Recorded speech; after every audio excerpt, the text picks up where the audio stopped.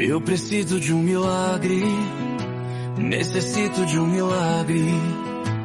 Eu não saio daqui enquanto eu não ver um milagre. Graça e paz do Senhor Jesus a todos, bem-vindos novamente ao canal Palavra de Deus Diária. Não esqueçam de deixar o seu like, não esqueçam de compartilhar com mais pessoas, não esqueçam de fazer um comentário, tudo isso é muito importante. Hoje nós estamos aqui com um capítulo muito bonito, muito importante nessa palavra, porque tudo aponta para o Senhor Jesus, o autor e consumador das nossas vidas. E hoje nós vamos falar da celebração da Páscoa. Como já aconteceu lá no capítulo 12 de Êxodo, hoje, exatamente um ano depois, neste capítulo, o Senhor estava pedindo para que eles novamente voltassem a celebrar a Páscoa do Senhor. No capítulo anterior, a gente viu a seriedade de você ser chamado de levita, de você ser um levita na presença do Senhor. Hoje em dia, qualquer pessoa que toca um instrumento, sobe lá no altar e acha que pode ser chamado de levita.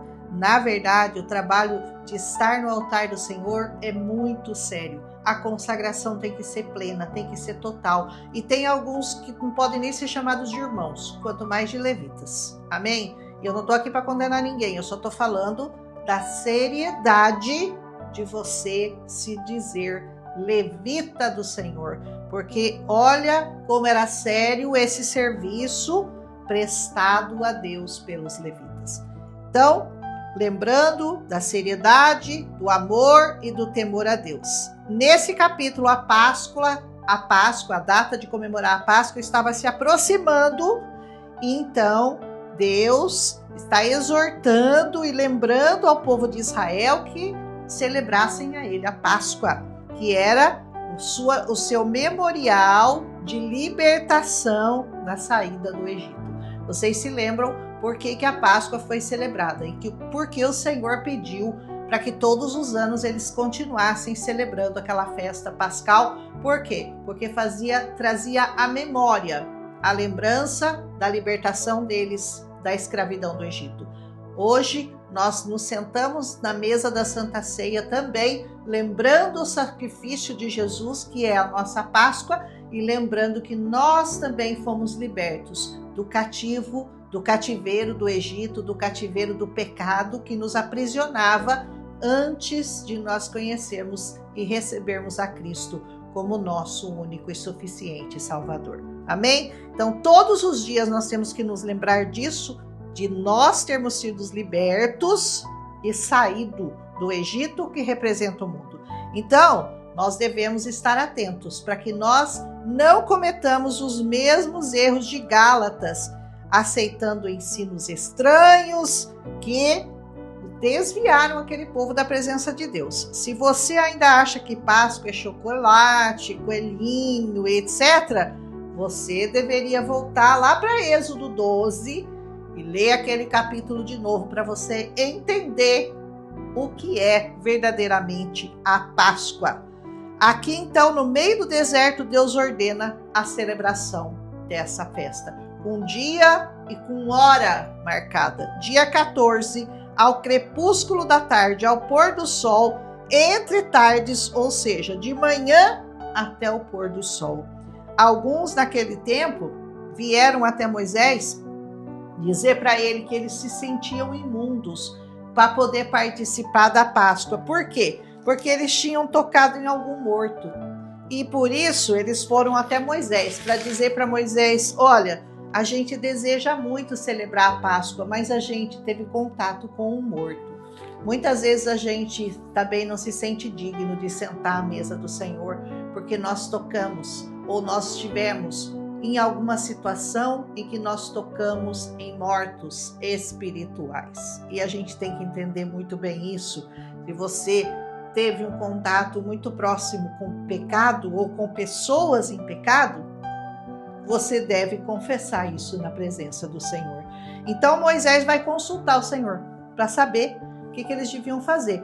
Mas Deus diz que mesmo eles deviam celebrar a Páscoa, ou seja, ainda que você não se sinta limpo, ainda que você se sinta indigno, que você não está pronto o suficiente para se assentar à mesa do Senhor, você deve se arrepender e deve participar da Páscoa do Senhor. Aleluia! Que hoje, como eu digo, é a nossa celebração mensal, não sei como é na sua igreja, de uma vez por mês nos assentarmos à mesa para tomarmos a Santa Ceia. Então, na nova aliança, a Páscoa é a ceia do Senhor, que foi instituída lá na Santa Ceia, no dia da celebração da Páscoa, pelo Senhor Jesus. 1 Coríntios diz, né, a partir do versículo 23, fala sobre isso, porque eu recebi do Senhor aquilo que também vos entreguei, que o Senhor, na noite que foi entregue, partiu o pão e conversou e repartiu com seus discípulos, esse é o meu corpo, essa é a nova aliança, até que ele venha. Amém?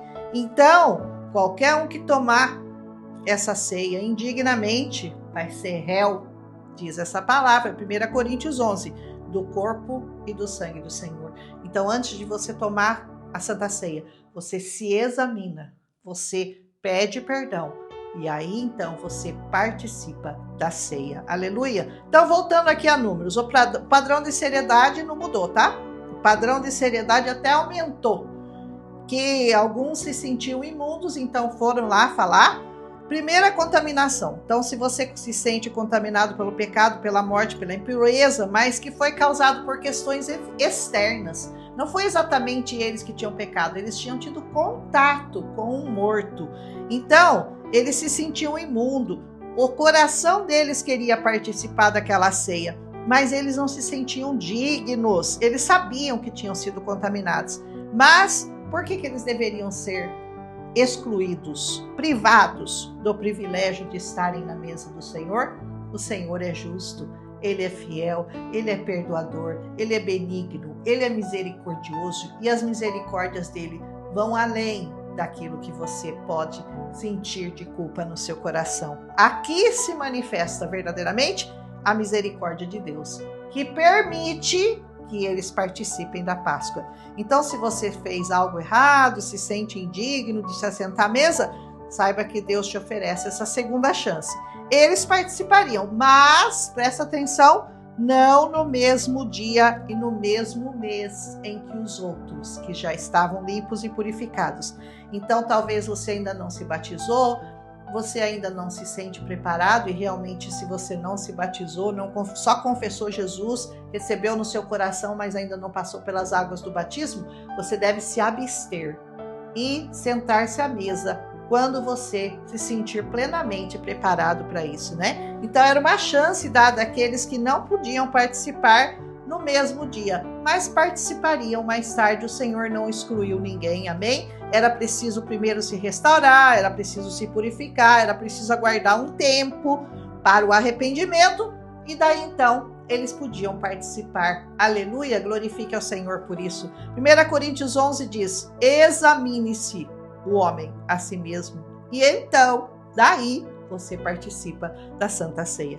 Então, se você se sente um estrangeiro na casa do Senhor, ou com algum pecado que você não confessou, ou que você confessou, mas que você não tem certeza que você não vai voltar a fazer aquele pecado, porque quando você confessar e sentar-se à mesa do Senhor, você tem que estar convicto de que você vai tirar aquele pecado, vai excluir aquele pecado. Agora, se você falar: ai, Senhor, eu confesso, mas eu não sei se eu não vou fazer de novo, é melhor você não participar. Então, quando você tiver essa certeza, confesse, examine-se, humilhe-se na presença do Senhor, e então vá e coma do pão e beba do cálice. Se você participar indignamente, você se torna réu, como diz essa palavra. Pior do que estar contaminado é não ser sincero, é não se confessar, é não pedir ajuda, é não se arrepender. Confessa seu pecado, se arrependa do seu pecado. Vá se instruir, vai se aconselhar com pessoas que são mais velhas, com pessoas que estão acima de você, com seus pastores que Deus colocou na sua vida, para que você se abra, para que você realmente se sinta lavado, digno de poder participar. Ou se deixar de celebrar a Páscoa, mesmo estando limpo, sem impedimento para ir, isso é pior, sabia? Você deixar de se assentar à mesa do Senhor no dia que Ele preparou a Santa Ceia para você, simplesmente porque você não está com vontade. Ai, hoje é Santa Ceia, mas eu não estou com vontade de ir. Esse está numa situação pior do que aquele outro que se sente indigno, porque você voluntariamente resolveu descansar e se abster de se assentar à mesa desse privilégio, de se assentar à mesa do Senhor no dia que Ele te convidou para fazer isso. Então essa iniquidade é pior do que o que foi contaminado pelo morto. Está no versículo 13. A voluntariedade de você servir é muito séria. Seja um voluntário na casa do Senhor. Não vá por obrigação e nem sem querer. Aí eu vou então. Não, aí o Senhor não vai receber da mesma forma, amém? Havia perdão para o pecado inconsciente, versículo 10, mas não para o pecado voluntário. Pecado que você cometeu no tempo da sua ignorância ou de algum deslize, para esse tem perdão. Mas o pecado voluntário, voluntariamente, você sabendo de todo mal, você sabendo das consequências, sabendo da seriedade da palavra de Deus e você decidir que não vai, aí você está numa situação pior. Eu não vou porque eu não quero ir, eu não vou servir ao Senhor porque eu prefiro ficar na minha casa. Ponto final. Para esse pecado não havia perdão. Amém? Precisamos então marchar quando o Senhor ordena e nós temos que parar quando Ele manda a gente parar. Versículos 17 e 18 desse capítulo diz assim: segundo o mandato do Senhor, os filhos de Israel partiam e segundo o mandato do Senhor, eles se acampavam. Por todo o tempo em que a nuvem pairava sobre o tabernáculo, permaneciam acampados. Quando a nuvem se detinha muitos dias sobre o tabernáculo, então os filhos de Israel cumpriam a ordem do Senhor e não partiam. Às vezes a nuvem ficava poucos dias sobre o tabernáculo, então, segundo o mandado do Senhor, permaneciam. Segundo a ordem do Senhor, eles partiam. Você tem que estar sempre atento para ver quando que a nuvem está caminhando para você caminhar ou se o Senhor está mandando você parar de caminhar, dar um tempo de reflexão, de introspecção, de oração, de jejuns. Isso você tem que saber a hora de partir e a hora de acampar, a hora de caminhar e a hora de parar. Amém? Então nós precisamos fazer isso. A nuvem de Deus que cobria de dia e de noite, a nuvem que alivia o calor do sol do deserto, e essa era uma proteção de Deus para aquele povo, protegia do sol de dia e aquecia a coluna de fogo, aquecia a noite, porque de dia o deserto é insuportavelmente quente e à noite ele é terrivelmente frio. Então o Senhor nos protege tanto do calor quanto do frio, em qualquer estação do ano, em qualquer época, em qualquer tempo da sua vida, em qualquer circunstância da sua vida, o Senhor te protege. Então se você enfrenta um deserto no seu coração, não perca a esperança. Deus te alivia com sua doce presença, guardando seu coração, a sua mente. A presença dele vai encher você de alívio, de graça, de refrigério e principalmente de direcionamento para a sua vida. Aleluia! Então, se você está sendo guiado pelo Espírito Santo de Deus, você vai saber qual é a hora de falar, qual é a hora de calar, qual é a hora de partir, qual é a hora de ficar. A nuvem do Senhor vai te cobrir, vai te indicar o caminho, vai te proteger do calor do sol do dia, do medo, do pavor, da escuridão, do frio à noite. As pessoas tinham que se manter apenas de uma maneira, prontas para ouvi-lo. É como você tem que estar sempre pronto a ouvir a voz do Senhor, porque Ele vai falar no seu coração e você vai entender os sinais e você, se for obediente, vai seguir conforme os sinais que o Senhor for te dando. Nos desertos dessa vida, Deus está sempre presente. Siga-o com seus ouvidos. Mantenha os seus ouvidos atentos, se protegendo do calor de dia, do frio da escuridão da noite no deserto. Versículo 23. Ouvidos atentos, coração pronto para servir, é tudo que o Senhor precisa para te proteger, para te guardar de todo mal. Não é lindo isso, gente? Nuvem de dia, coluna de fogo à noite, são sinais do cuidado de Deus para conosco, para com todos aqueles que se abrigam, que moram, que vivem no esconderijo do Altíssimo. Não é para qualquer um, é só para aqueles que escolheram verdadeiramente servir e seguir ao Senhor. Então, Aprenda a abrigar-se nele, confiar nele e tudo mais ele fará. Amém?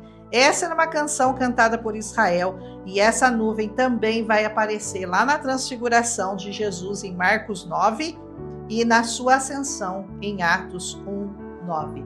Tudo está ligado, tudo tem a ver com o plano perfeito e o plano perfeito de Deus chama-se Jesus. Receba-o no seu coração, celebre a Páscoa do Senhor, sempre assente-se à mesa do Senhor e vá buscar refrigério, respostas, alívio para a sua alma e libertação do seu pecado por completo, porque todos os dias nós temos que estar contemplando a face do Senhor, na presença dele, para que nós possamos ter o nosso coração iluminado e assim nunca pecarmos contra o Senhor.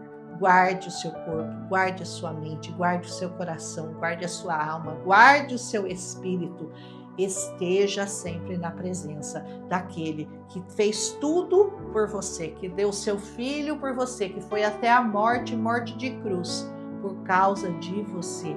Faça a sua parte, cumpra aquilo que o Senhor pede, o seu ministério, siga firme no seu ministério, não desista por causa de afrontas, por causa de mentiras, por causa de inveja, por causa de ciúme, não desista, simplesmente siga na direção que o Senhor colocou para você. Não é lindo esse capítulo, gente? 9, ele é muito bonito. E amanhã a gente vai falar sobre as 2 trombetas de prata, sobre os israelitas partindo de Sinai e sobre o mais que Moisés vai rogar a Obabe que vá com eles. Amanhã no capítulo 10 tem muita coisa bonita para nós vermos aqui no livro de Números. O livro de Números é muito bonito. Aleluia! Um abraço em Cristo Jesus e até amanhã, se o Senhor nos permitir. Amém! Eu preciso de um milagre, necessito de um milagre. Eu não saio daqui enquanto eu não ver um milagre.